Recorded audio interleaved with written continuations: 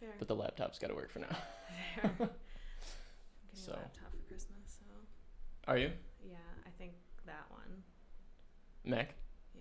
That's nice. I got that one used. It's a 2017. It was $1,200 used. They're expensive. But I've had mine since 2012, and I just was hoping that I could just use it for a couple more years, but she's a goner. all done. What kind is it? MacBook Pro from 2012. Okay. But I mean, they were like the last of the prime MacBooks.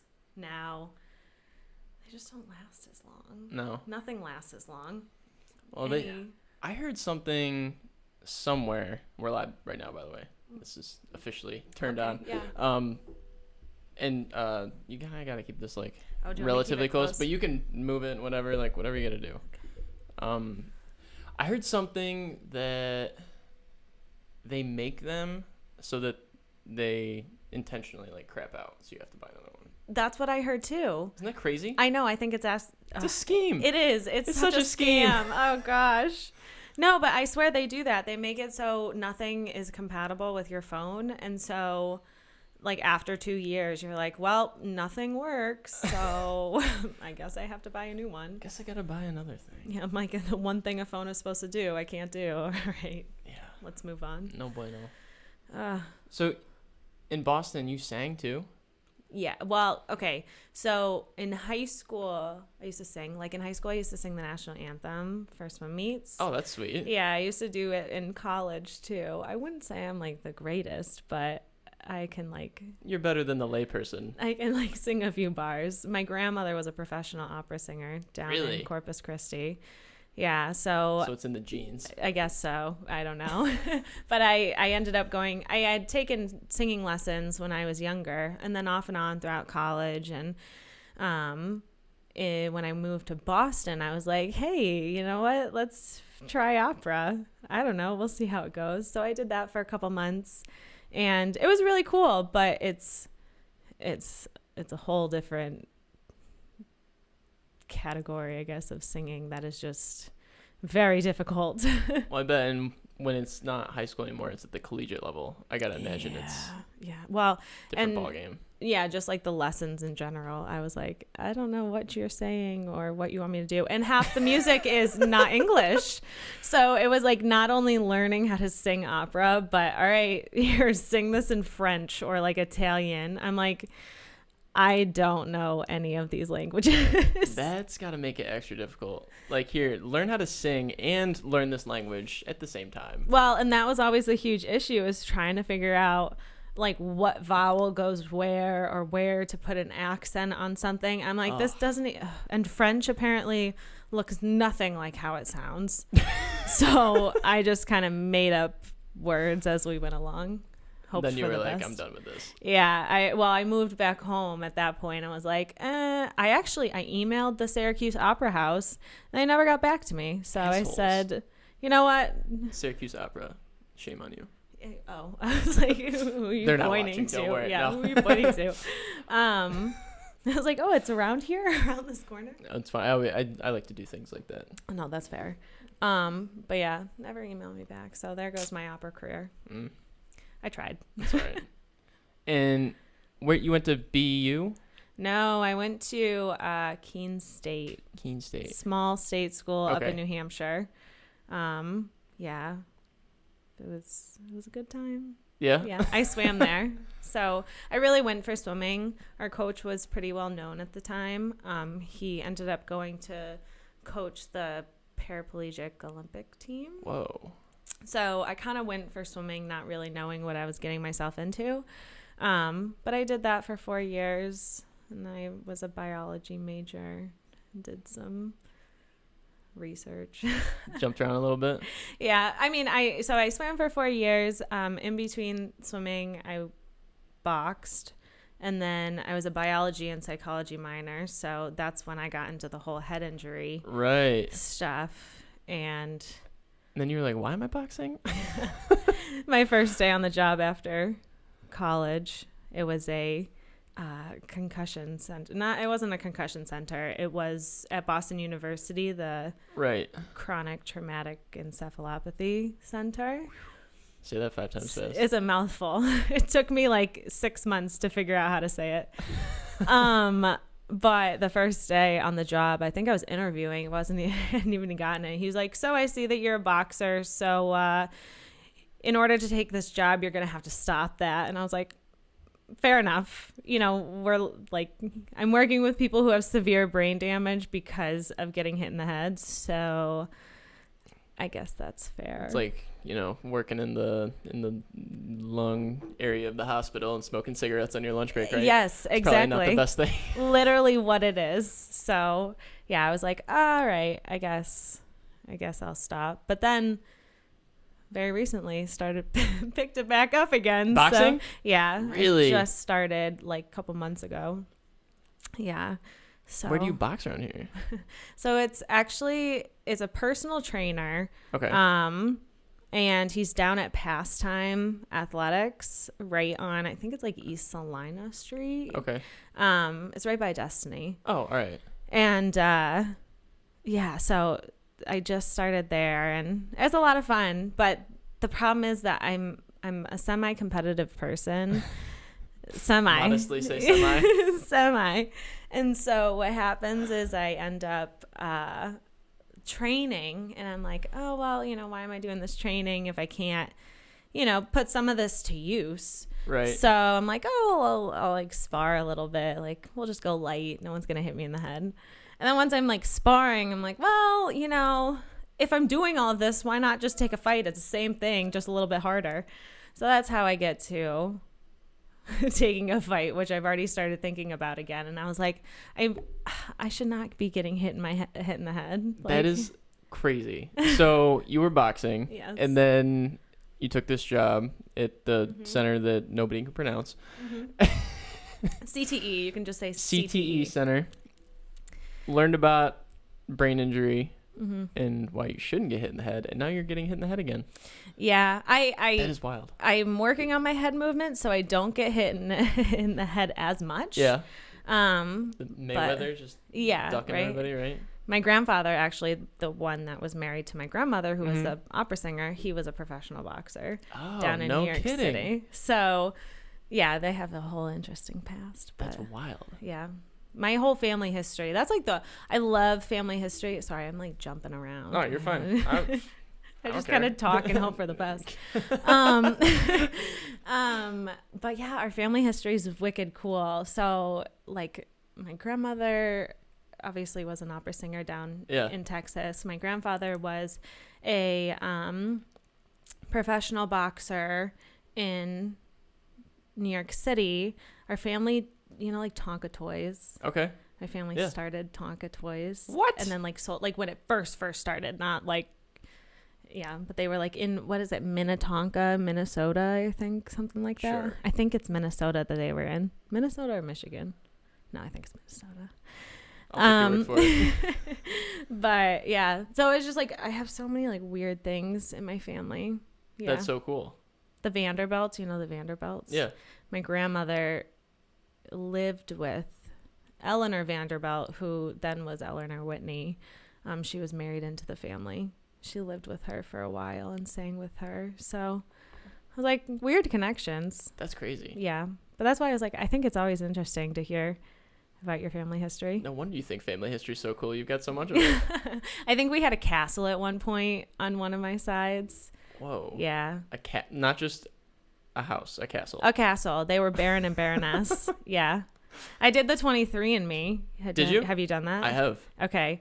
I'm 100% European. Yeah. What are you? I want to say 99.9% European. Fair. Yeah. I think I have like a little bit of, oh shit, what was it?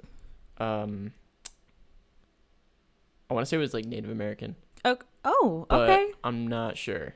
I'm primarily German, Lithuanian, and Polish. Okay. That's fair. Yeah, I could see that. I would have to look at the thing, but I could see the German in you. Yeah. You're like German.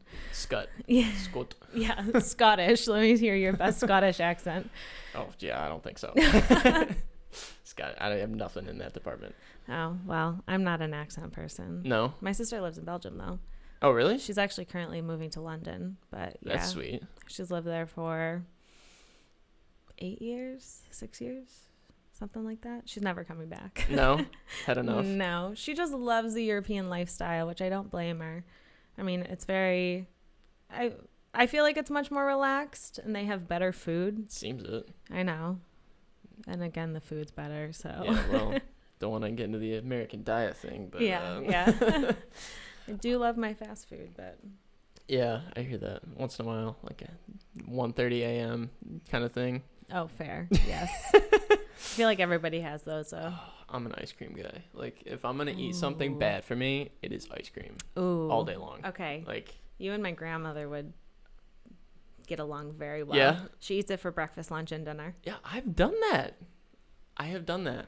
There have probably been several days in my life where I bet you I've only eaten ice cream, like nothing else. That's okay. I mean, if you're an ice cream eater, you are an ice cream eater. Through and through. Yeah, my grandmother or my grandfather, my great grandfather used to have a whole separate ice box, I'm pretty sure at that time, for his ice cream. I bet it was the best ice cream around. Very serious about ice cream. I bet. Oh my god. But I feel like if you're like my old roommate was an ice cream person and like needed it every single day in order to function correctly. Yes, absolutely. It's like coffee. Oh my gosh. It was when I was in school was the worst. I lived, first of all, right next door to a Stewart's.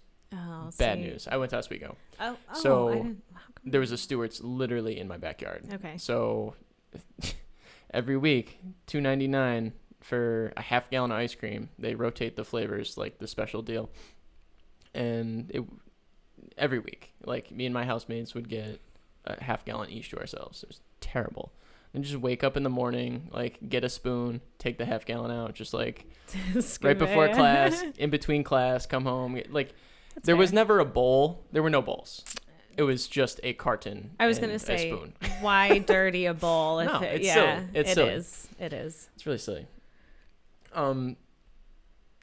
Talk to me more about your experience in Boston, though.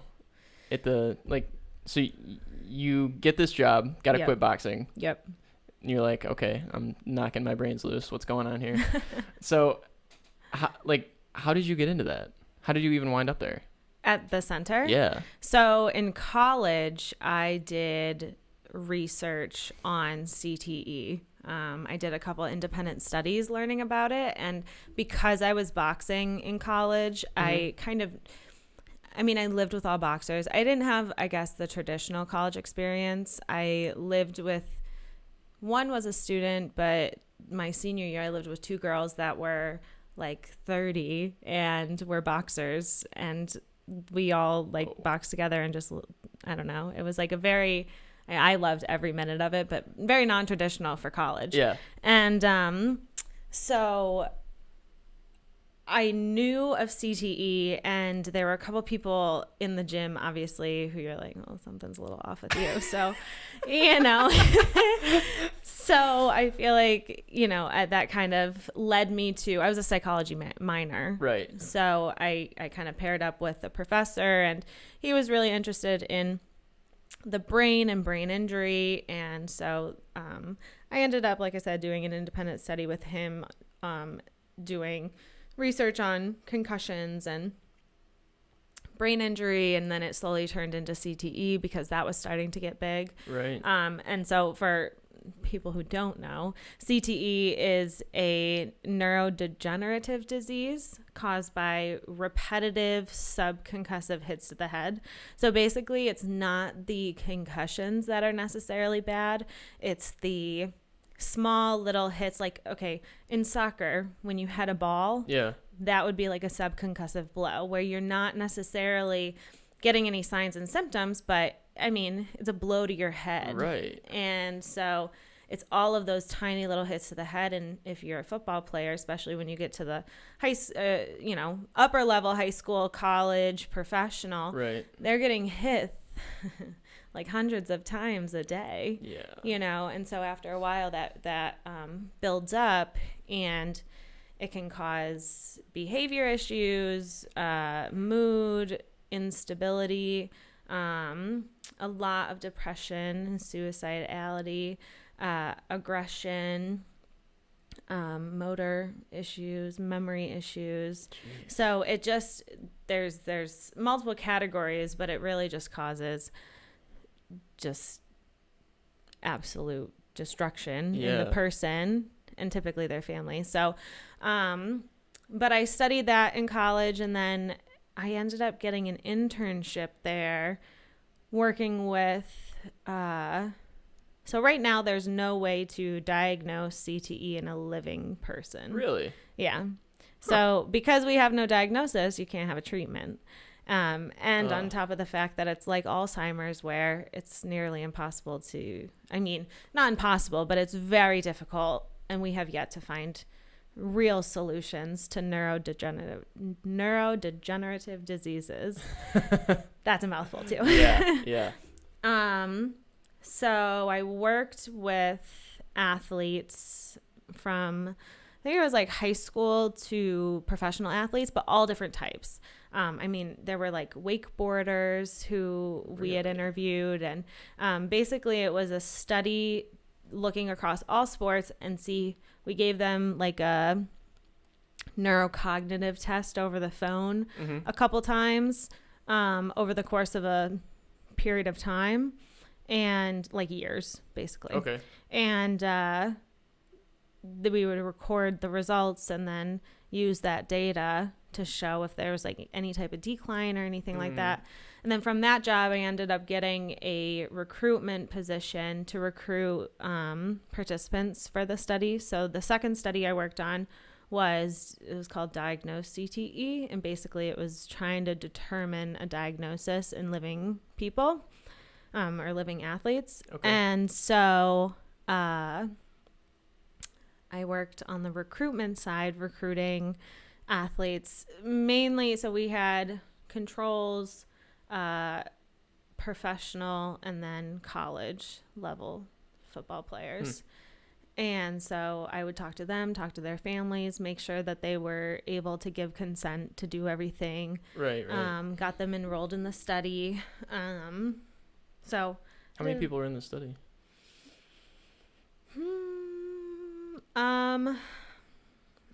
I don't know what they're at now, but it's still going. Yeah. Okay. This is like a 7-year study. I don't know how long it's supposed to be. Okay. But they got like $16-something million for this study.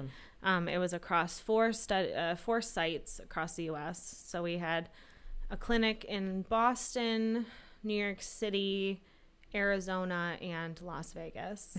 And I oversaw Boston and Las Vegas. So, but that was a cool job.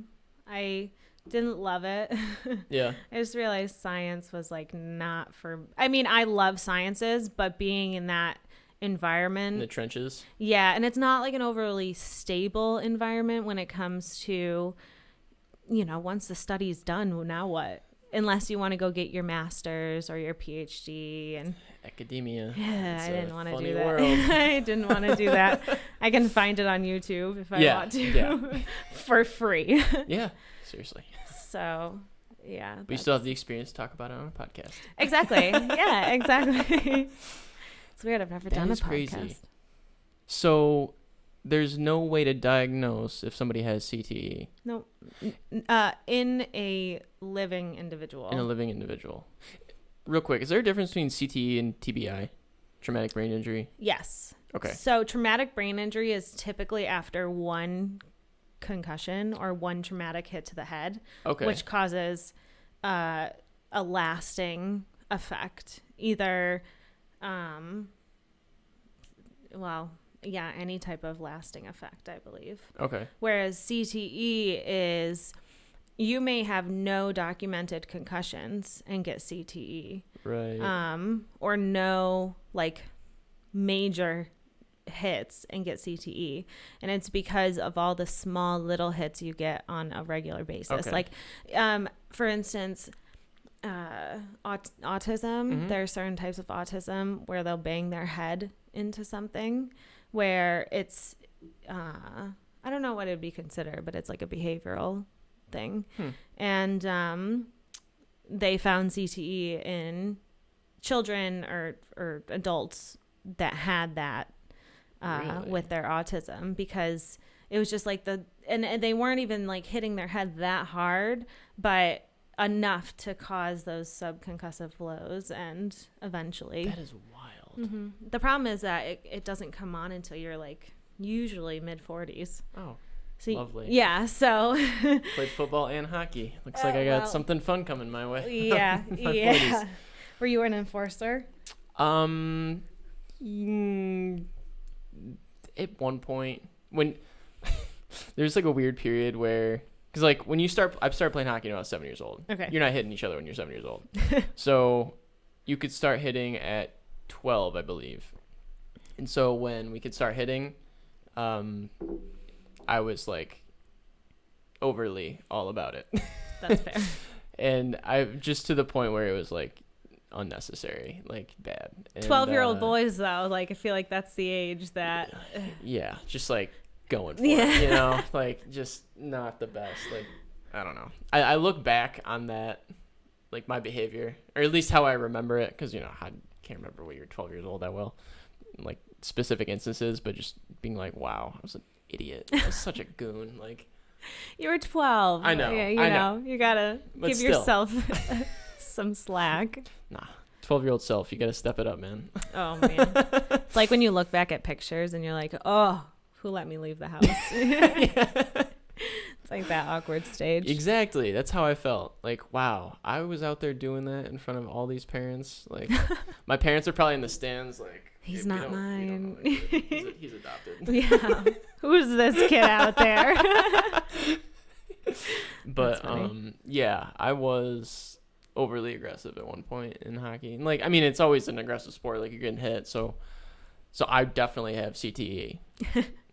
Well, it sounds like anybody who's played football or hockey. No. No? There's also other determining factors. Okay. So like some people might go through all of that same thing and Right. never develop it. So CTE is not the instance of it happening, but the symptoms you experience later on in life. It's like a true disease. So when they take a sample, Okay. so like after the person has passed away, Right. oftentimes people with like suspected cases of CTE or former athletes who've gotten hit in the head, they'll donate their brain. And so what they do is they slice the brain up, and then they apply chemicals basically Okay. and dyes to show the specific protein in the brain that actually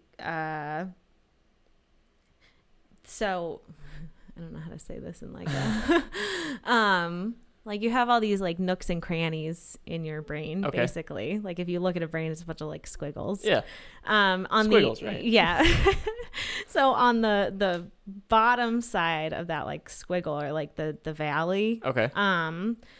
all of these proteins kind of conglomerate there and it starts to deteriorate the brain. Huh. And it's like the specific type of protein. And I don't know if they know the exact pathway of like why getting hit in the head starts this chain of events. Right. But basically once it starts happening, you really can't stop it. And that's why a lot of people don't see signs and symptoms until they're in their 40s, because if you have it before then, you're really not going to notice little things, you know, like if you're going about your business and you forget something every once in a while, you're not going to be like, oh, I have CTE. It's like, Yeah. oh, I have a lot on my mind. And, you know, but when it really, really starts to become apparent for these different things or like behavioral issues, Right. a lot of people got divorces because of it, because they just thought that their partner was being irrational or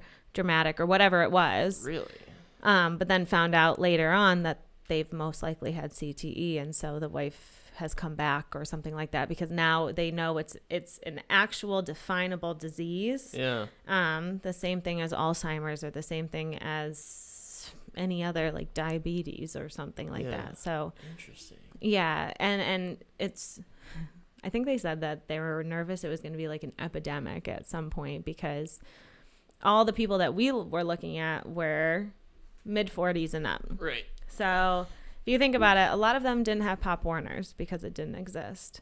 So many of the guys, they ended up starting after they were 12 years old. Now there's research showing that anything before 12 years old, if you played like any football, anything that you got hit in the head, there's a very high probability that you're going to have some sort of issues later on in life. You smirk as you look at me and say that.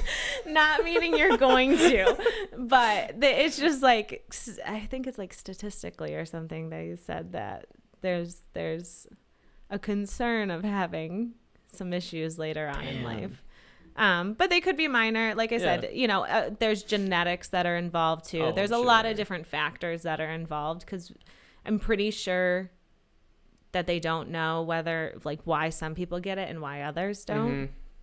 So, yeah, it's an interesting phenomenon. Yeah, but I am a little fearful for the future from when, like, our whole generation grows up because, I mean, you guys started playing at, like, 5 with Pop Warner. I mean, you can start so young. Yeah.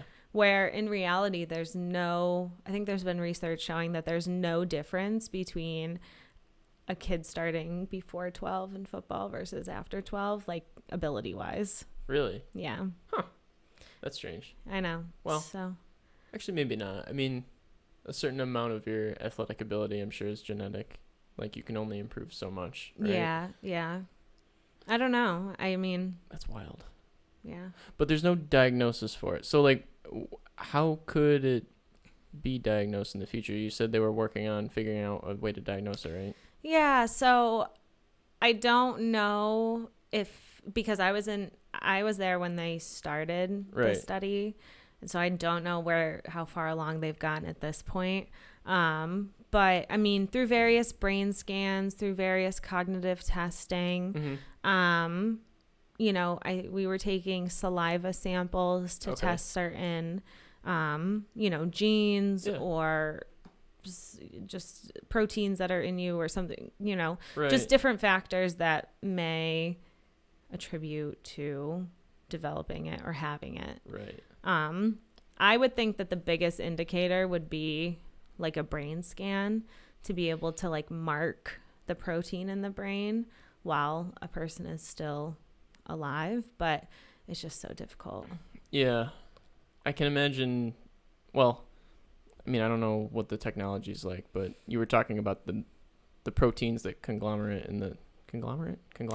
I don't know, whatever. I think that's the word. Congregate. Let's go with that. In the valleys, and how, like, I don't know how you would examine those while somebody's still living with a brain scan or something. Like, I know that they have different types of MRIs where basically it's like if you've ever seen one where they put a dye in you and then the dye like goes through, and so either whatever type of scan you're getting will pick up on the dye. And so it can show if there are like, I don't know, like certain things. I just know that like there are certain dyes that you can do for other types of scans. So for a brain scan, it's the same concept where basically it binds to specific proteins in your brain.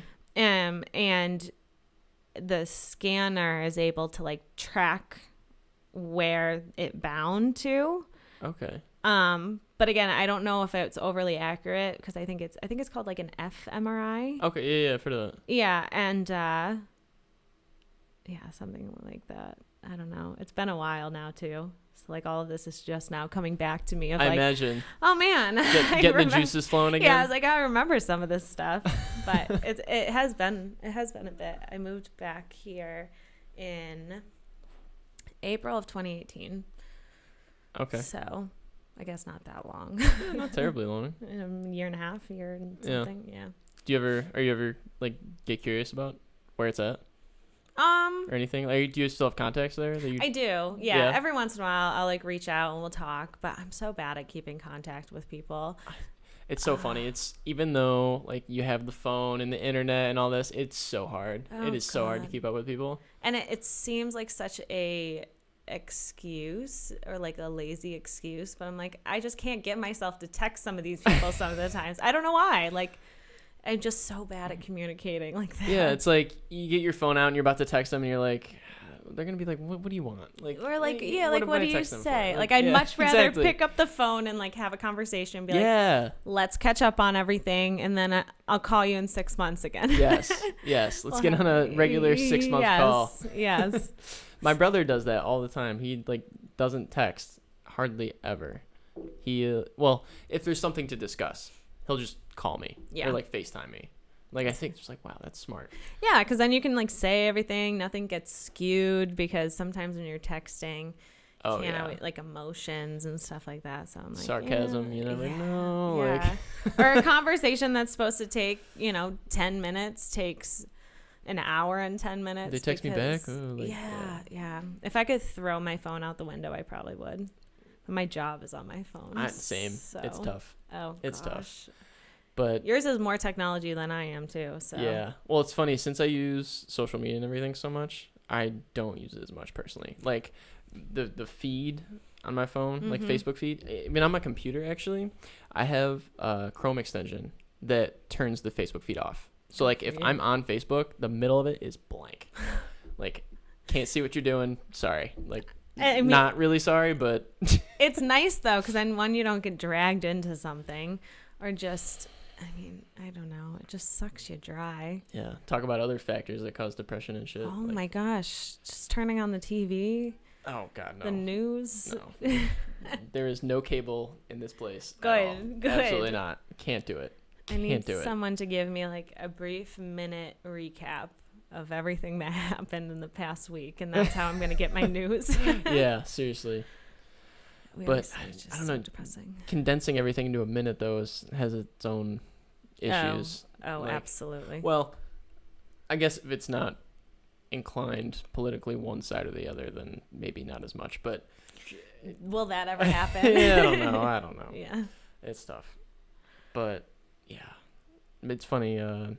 My girlfriend, her friend in high school, took his life. And he had like 6 or 7 concussions. Jeez. And it's suspected that that's a contributing factor. Oh, absolutely. I mean, when you get hit in the head and they're actual actual.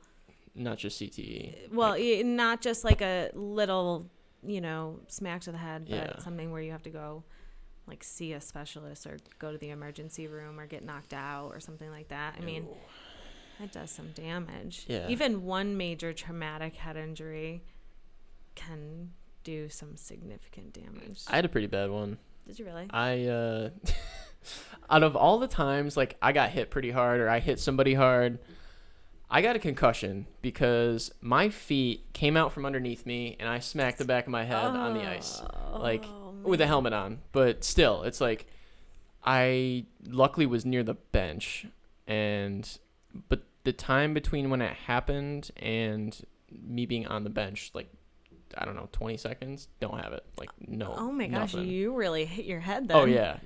Jeez. I was told it was a category 3 concussion. Oh my God. If that means anything. No, I mean, I can imagine. I think there's only 5. Okay. Yeah, halfway that sounds up the right. ladder. That sounds right. Yeah, let's go with it. Let's go with it. Yeah, it's really weird. And my mom, we were away at a tournament, actually in Auburn, and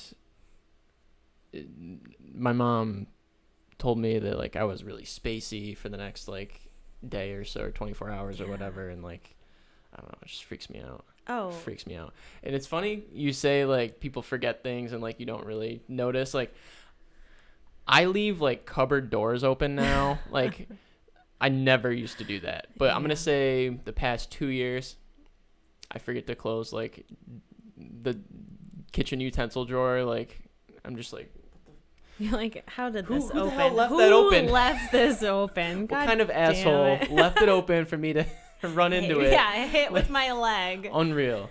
Oh man, no. I always say, like, if you got some major concerns, just go get like a baseline testing. Yeah? Yeah, go get like a baseline. I mean, they'll probably say you're too young to even, but We used to tell people this all the time if they weren't quite there, just to get a baseline, because then you're getting a baseline at your normal. So then in 5, 10, 15 years, you go and do it again, and there are some significant changes. Now you have some actual evidence. You have some context. Now you can go about trying to help it. What do you see anything like, if there were to be a remedy for this kind of thing, or like, is there anything to prevent it? Like, help me, Maddie. I don't want to have these issues when I'm 45. Like, preventative measures is don't play football. Don't play football. Don't play sports that you get hit in the head. Don't box. Don't box. Okay, don't box. Honestly, there really isn't, because once it gets started, it's just a downhill from there. But I can imagine at some point, I think that if we get a cure to, or even just a good treatment to like Alzheimer's disease or any of these other neurodegenerative diseases like Parkinson's or Huntington's, if you get a treatment or a cure for one of those, then it's going to kind of help guide treatments for all the other neurodegenerative diseases. So it's like you get it for one and you're that much closer to getting it for all the other ones. But at the same time, it's so difficult to anything with your brain. It's not like you can just like chop the portion off or something like that. Take a pill, get a shot. Yeah. The only one that I had ever heard that seemed like oh my God, this was years ago. And it was basically how I said that there's something that can bind to certain proteins in your brain. Well, this one guy, he found a way to do that, and then basically it would like dissolve them or something like that, and you could just urinate them out. Really? And so it was a way to like process some of that affected protein in your brain, so it wasn't so much of a buildup. But that was like some paper I read. Like, what did he do to do that? Is he like? I have no idea. Injecting himself with like. I know he used beagles. What? Yeah. Beagles? Yeah, like the dog. The dogs. Yeah. So it's like there's research on mice. There's research on monkeys. I'm thinking like used them on himself to remedy it somehow. I'm like, what are you? What? No. It's like take some of their, injecting beagle semen into my veins. Like, I don't know, like, what? It helps flush out the proteins. Right? Yeah. No. He tested it on beagles. It's like, what?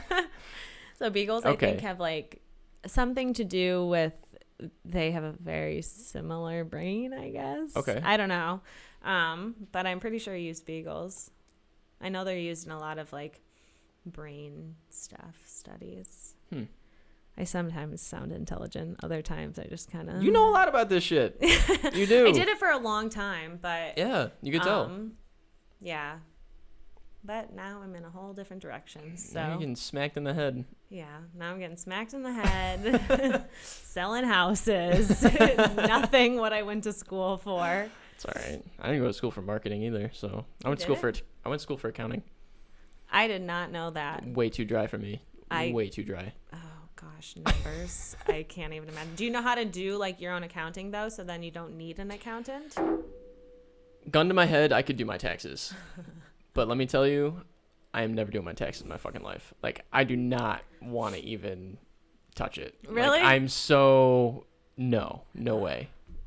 How about someone else's taxes? No. Gosh, no. Darn it. No, sorry. You could not pay me to do that. Otherwise, I would have been an accountant. Well, at least you're knowledgeable about it, so you can at least, like, not get screwed over. Yeah.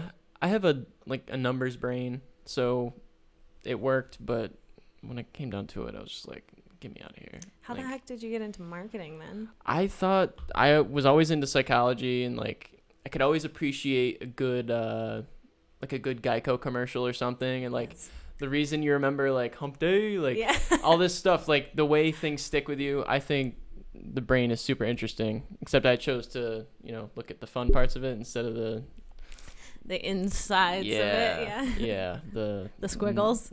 The squiggles. The nasty stuff. No, I was never a science person.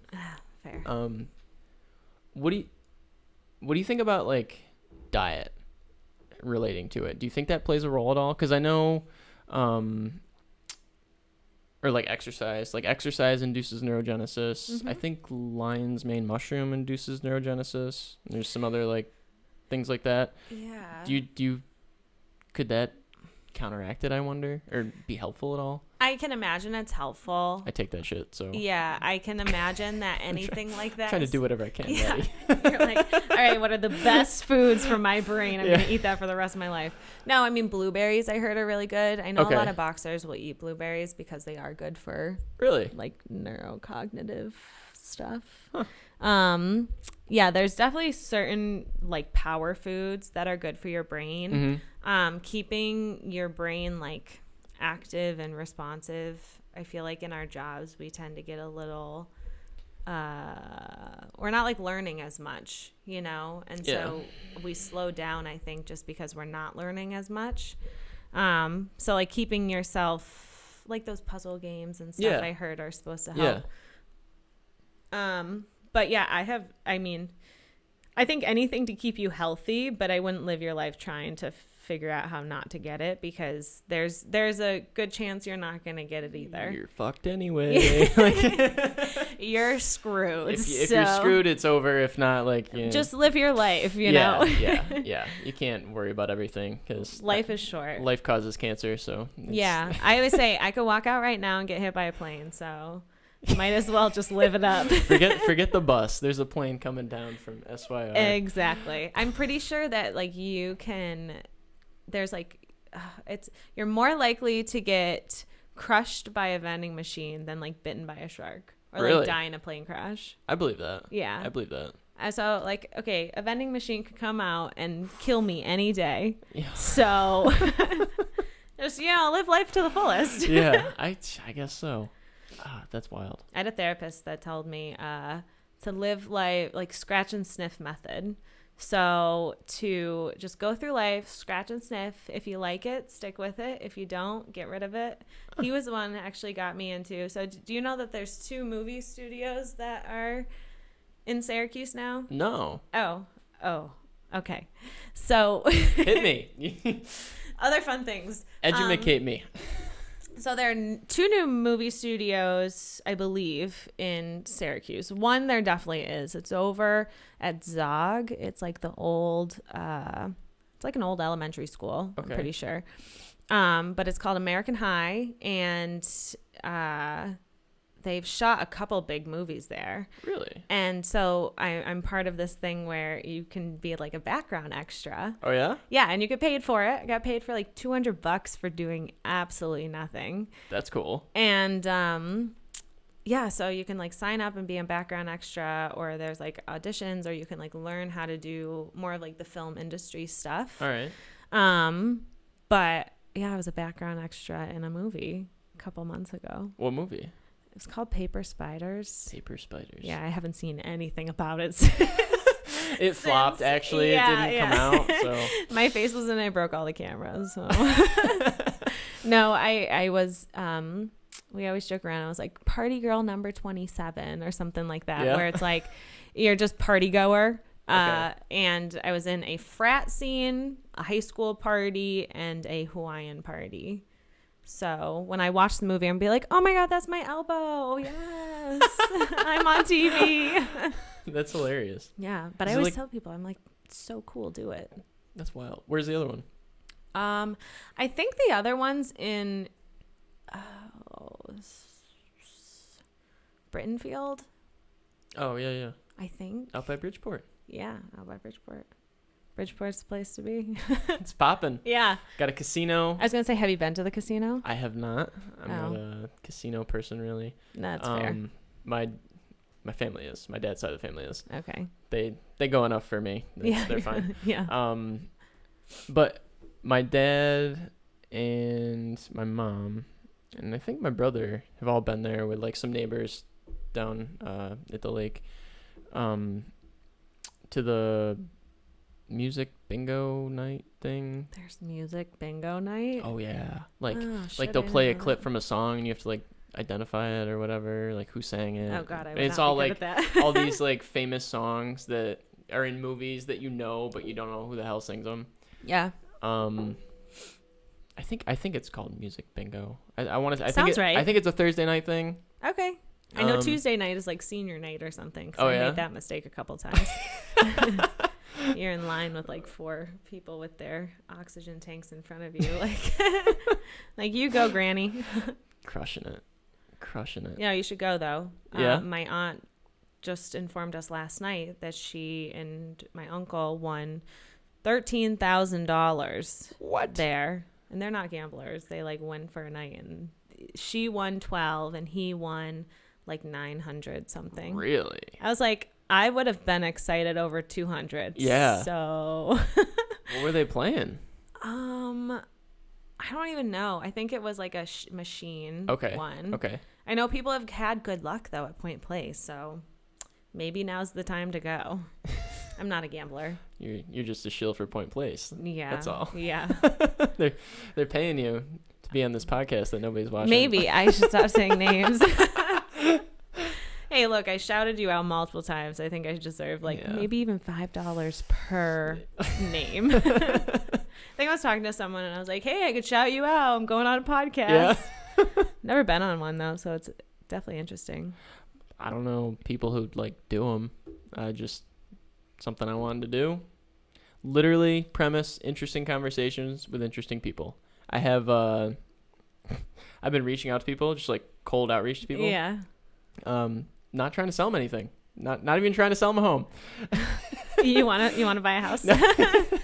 No. I reached out to next Monday. There's a cake artist who's coming on. Oh, that's awesome. She makes all these cakes. They look wicked cool. There's like Batman ones, and they're like this freaking tall and like pretty wild.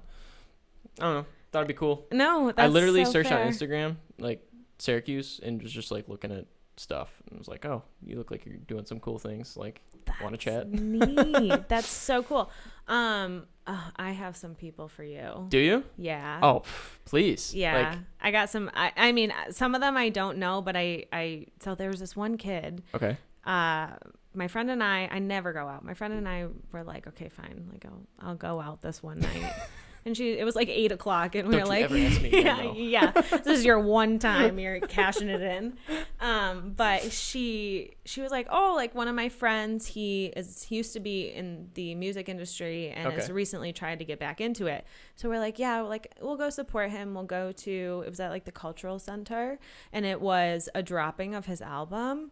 Oh my God, this guy is phenomenal. It was Really? so crazy. Like I wish I knew his name. But he also has a clothing brand, and he just seems like a really unique, like interesting guy. So as an interesting person, all about it. Yeah, all about it. I also do this photo group with every month I do a photo shoot with the girl who does most of the photography for Women's Magazine. Okay. Syracuse Women's Magazine. And so I do a photo shoot every month with all different women entrepreneurs. Cool. So there's a bunch of really interesting women in that group too. I think like one started her own brand of like stationery and stuff. And I'm pretty sure a couple celebrities have used it and like have shouted it out and stuff like that. She's doing really well. Yeah, there's some really interesting, there's a stylist in it, and all right, yeah, really interesting ladies. I feel like I like interesting people. Yeah, right. I mean, I don't know, like in a world full of technology and computers and screens and everything, I feel like it's cool to just like sit down and like have a conversation. Like, doesn't happen all the time anymore. You know, like it. And honestly, doing this has been like an excuse to do that for me. Absolutely. And it's been great. I mean, granted, you're the second person who's been on that hasn't been my girlfriend and my brother. So, you know what? You have to start somewhere. You do. So if you do happen to be able to put me in touch with any of these people, absolutely, make sure you don't promise them any kind of like exposure or anything.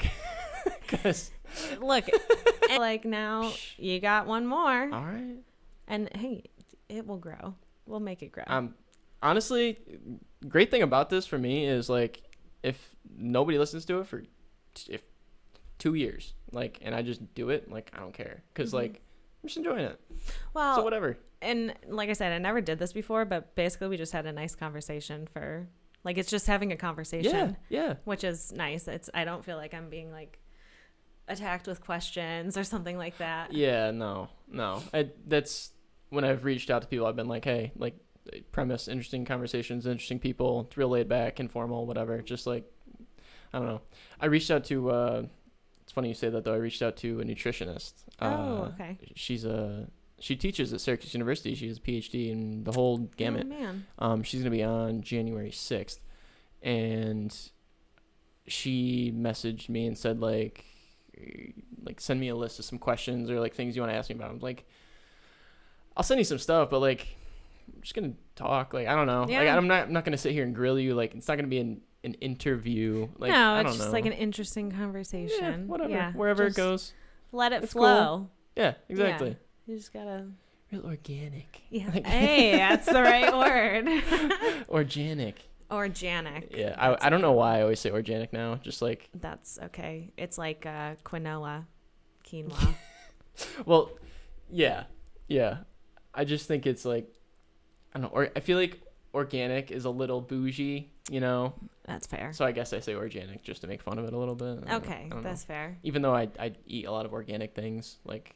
I mean, everything nowadays has organic labeled on it. So. Yeah, it's just a buzzword now. I'm like, unless you are, there's like some YouTuber that goes out of her way, goes like cuts down the tree, picks the stuff, is like a whole new definition of making things from scratch or like organic. Yeah, because it's like, she's like in the woods grabbing her meal for the day and then putting it together. Yeah. Like, man, I pull mine out of the freezer and stick it in the microwave.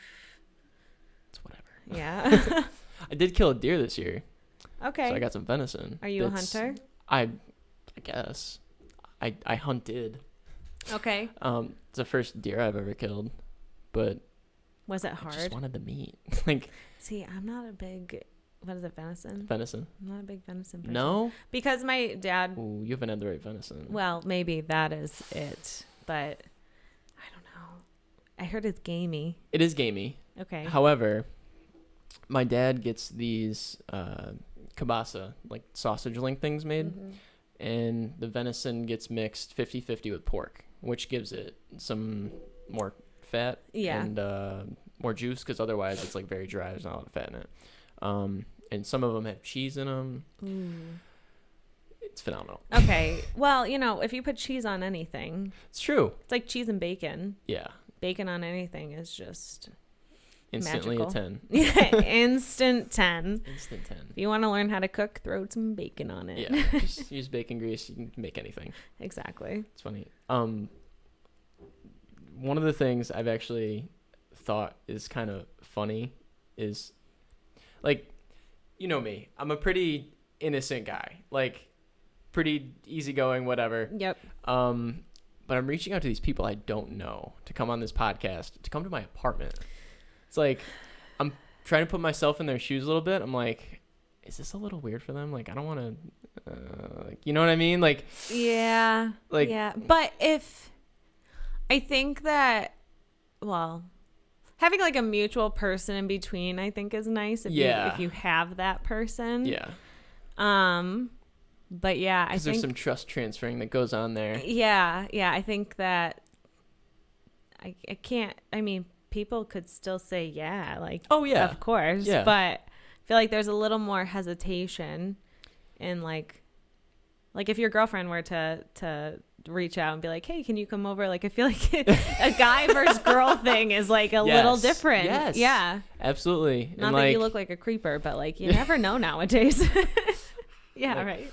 And like, I don't know, you're over there, the door's here, I'm in between. Like, right. I don't Yeah. know. Like, there's no escape. I'm going out the window. But like I said, I was a boxer, so I feel like I'm not an easy target. I feel like you're all right. But yeah, it's something I've been like cognizant of. It's like, I don't know, like, it's kind of weird. Like, hey, just go for it. Be friendly. Yeah, that's you all have I can a do, right? friendly face. Like, you look kind. Yeah. So to the point where when it comes to any kind of business relationship, people don't take me seriously. So cool. you're like, Yeah. no. I mean, I have to disagree. You look very professional. I thank you. Like the time I met you at the office, you Yeah. were professional. Yeah. I mean, I show up. Like, I don't show up in sweatpants. Like, I don't know. It doesn't take much. A+. But, That's all you need. Yeah. I mean, I don't wear slacks or nothing, but like, I don't know. I don't like the whole dress clothes thing. Me either. They're uncomfortable. If we could just wear sweatpants every day, I would. If it'd be cool. I'd be all right with it. I mean, one of the perks of working from home, like, or being in real estate, like, you know, if you're not meeting a client, like, do whatever you want. Well, wintertime's great too, because a lot of times I don't even take off my coat. So trick of the trade, you just get dressed from the bottom down, and then Yo, I hate to tell you, but I knew that trick already. My friend, we used to have to dress up for hockey games because I played hockey in Oswego club team, not the D3 team. And used to have to dress up, but you all had a team jacket. You had to wear your team jacket over it. You just dress that thing all the way up to here. Nobody knows you're not wearing a tie. Yeah, it's totally fine. I'm dressed up. Look at my pants. Yeah, exactly. Pants and shoes will fool them all day long. Oh, exactly. All day long. See? Yeah, you know how to work it. It's like if you have a Skype interview, you're like, all right, dressing up from here up. Oh, yeah. No pants. No way. Just don't stand up. Just don't stand up. Yeah, no, that gets in trouble. In trouble. That's funny. Yeah, but you learn that real quick, especially when you have like one showing and you've been inside all day. And I'm like, I do not want to leave the house. Yeah. But I do like my job. Yeah. I actually went to a really cool house the other day. I took a bunch of people to it because I was like, buy this house. It's 47,000 square feet, if not more. Built in 1885, 6-room, 3-bathroom. It looks like you transported into another time period. Really? It's 119,000. What? Yes. And where is this? So it's down on West Onondaga Street. So it's in. You said that like it's not a favorable part of town. I think that it is, unfortunately. Like there's the prices. The prices of the houses over there are so low, and the only thing I can think of is that it's just not as desirable as other areas. Okay. And which is too bad. Like the house right next to it's all boarded up. Okay. But. Oh my God, this place is magical. I've never been. I hope you don't mean magical like haunted. Well, honestly, because I went through the side door and opened it up because I had an elderly woman come and look at it. And so I opened up the front door, but I had to walk through the house. Mm-hmm. And like, it's not like a normal house where it's, 10 steps to get to the front door or whatever. Right. It's like pretty short distance. It's like you got to go through like 3-4 rooms. And I mean, this house is just absolutely massive. Yeah.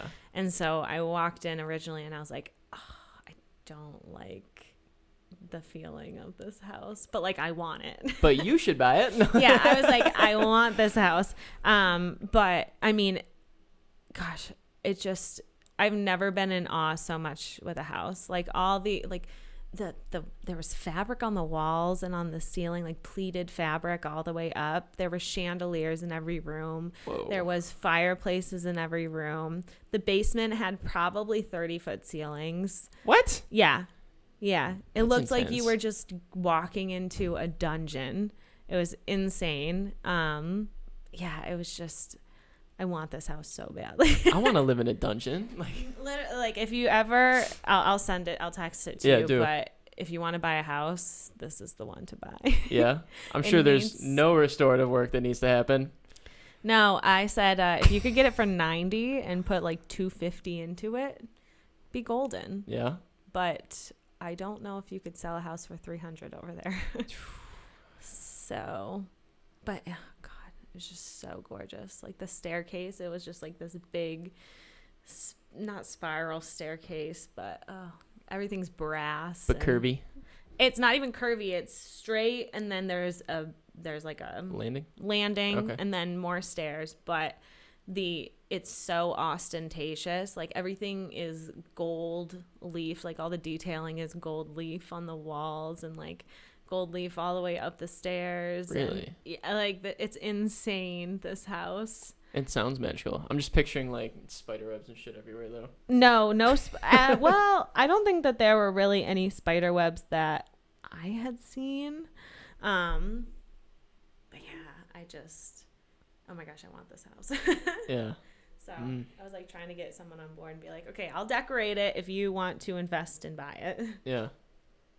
You like real estate though? I do. You've been doing it for a year and a half now? Just about a year and a half. I think it started July 2018. So, I just actually recently split off on my own. So I was on a team and now I'm no longer. Congrats. Thank you. So I'm excited about the change and about being able to promote myself a little bit more. Yeah. I gotta get myself organized per usual, but don't we all? Yeah, but I do really like it. I like going in houses. And I've had a lot of success with the first time home buyers who I really enjoy working with. So, it's good so far. It's different than I think I ever thought I was going to be doing. Yeah. But it just, I always say too, it might not be the thing that I do forever, but scratch and sniff. Yeah, exactly. Something else comes along that's even better, I guess I'll take it. But you might have a pro boxing career in front of you. Yeah, if I can keep my brain in there intact. That's always my fear, which is a fair fear, but yeah, I can't imagine getting hit.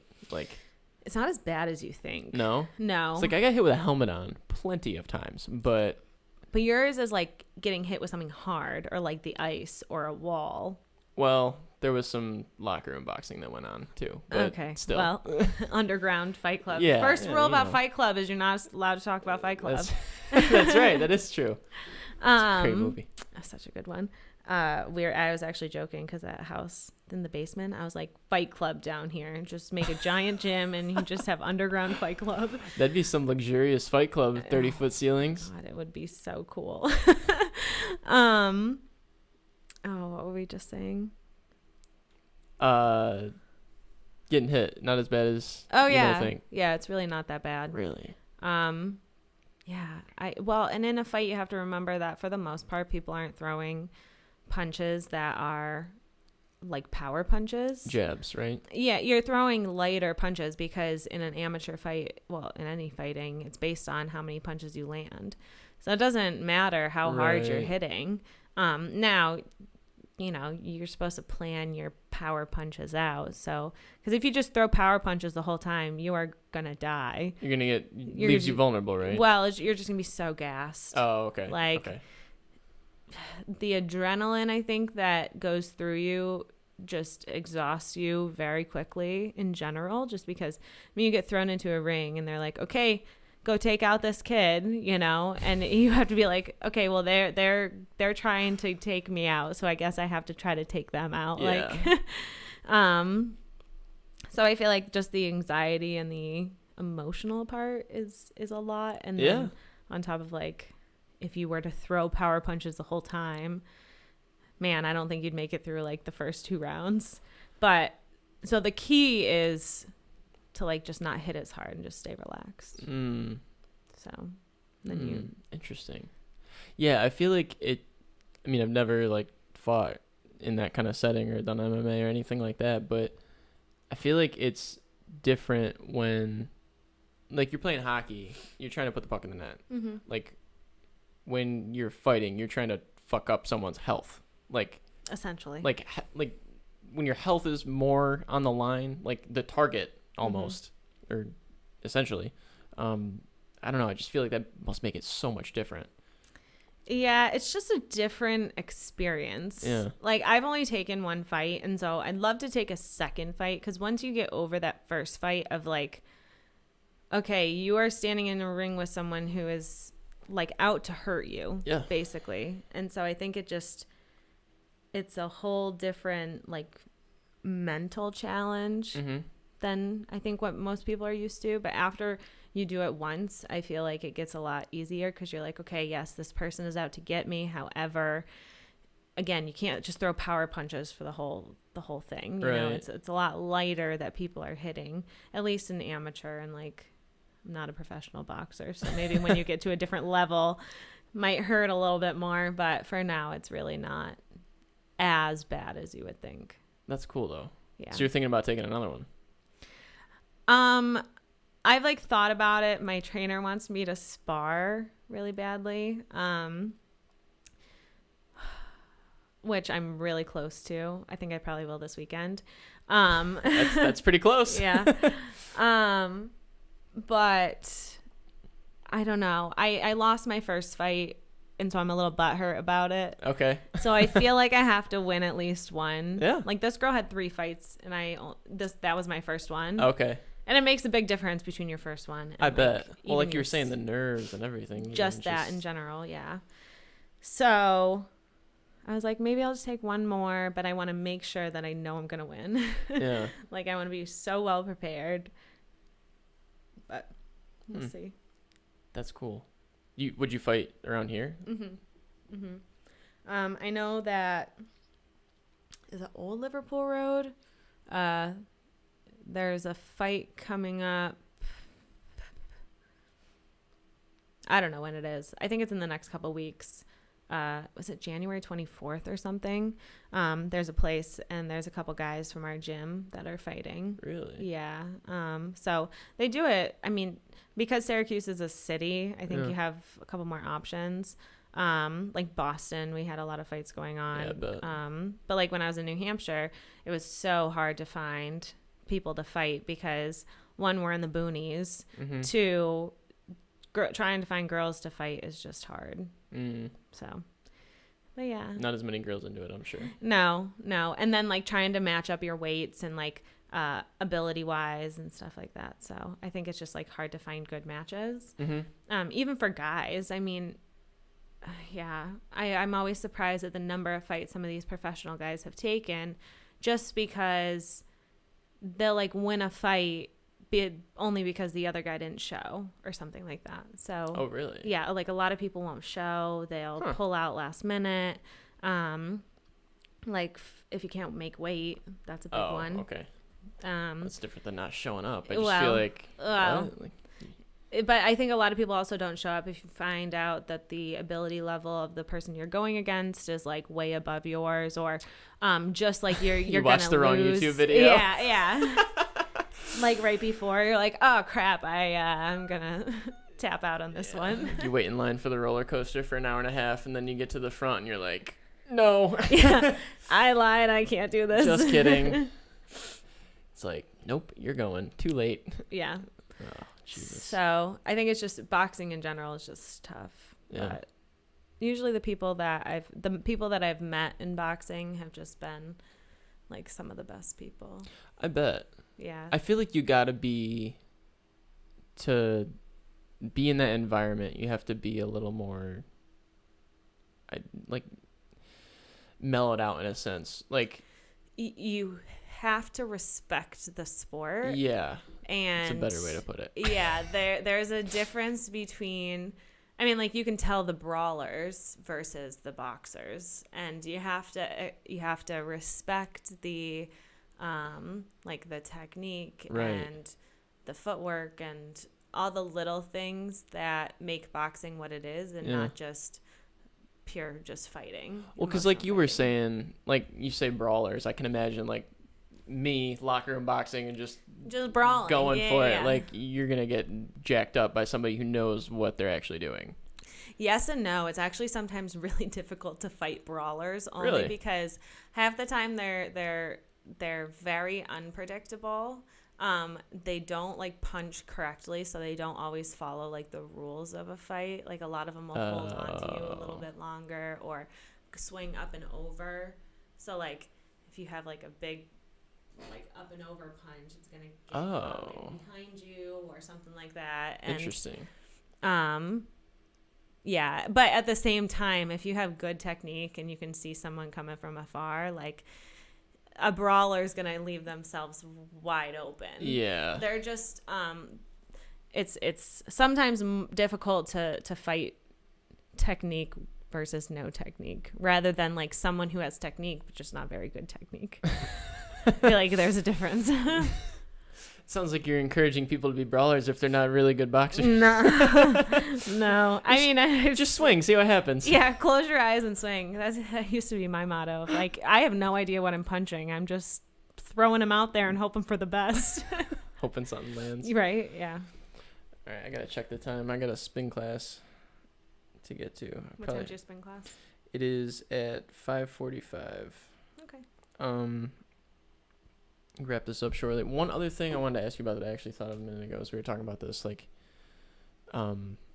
relating back to brain injury in sport, like, we talked about football a lot. Mm-hmm.